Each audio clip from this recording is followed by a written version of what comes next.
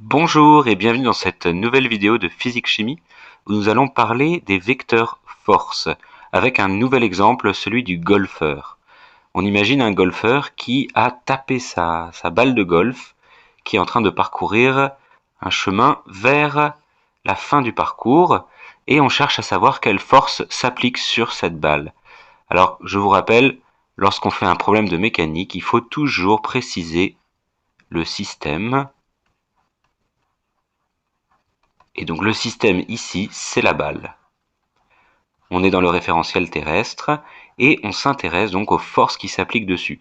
Énormément d'élèves font l'erreur de mettre une flèche vers l'avant, mais c'est une confusion entre la force et la vitesse.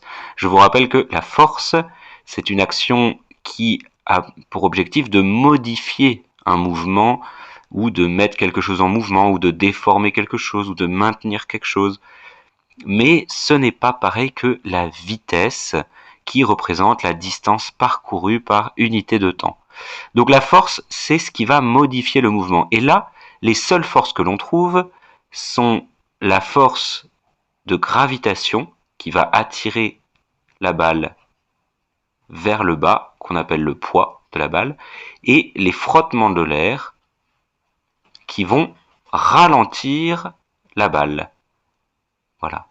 Et ce sont les seules forces qui s'appliquent sur cette balle, en supposant qu'il n'y a pas de vent dans un autre sens.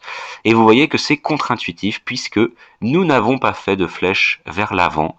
Cette balle n'a pas de petit moteur intégré qui la ferait aller vers l'avant. Elle a un mouvement naturel vers l'avant, mais qui est en train de ralentir. Et c'est ce ralentissement qui va aussi, et le poids qui va amener cette balle vers le sol. Voilà pour cet exemple. Bon travail!